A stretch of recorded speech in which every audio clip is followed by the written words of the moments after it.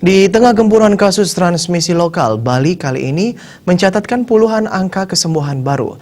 Penambahan pasien sembuh menambah jumlah akumulatifnya menjadi 409 orang dari total 608 kasus terkonfirmasi positif COVID-19.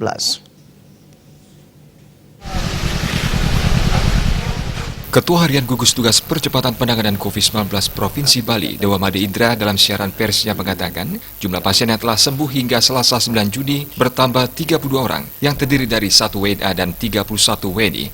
Dewa Indra merinci, 1 WNA yang sembuh sebelumnya tertular karena transmisi lokal, sedangkan 31 WNI terdiri dari 15 orang pekerja migran Indonesia, 2 orang pelaku perjalanan dalam negeri, dan 14 orang yang sebelumnya terjangkit karena transmisi lokal. Pasien sembuh ada di Badung, Bangli, Buleleng, Denpasar, Gianyar, Kelungkung, dan Tabanan. Walaupun angka kesembuhan meningkat, kasus baru positif COVID-19 juga bertambah sebanyak 11 orang. Jumlah pasien positif dalam perawatan 193 orang yang berada di 12 rumah sakit dan tempat karantina di Bapelkesmas dan BPK Pering. Rindra Devita, Bali Pos.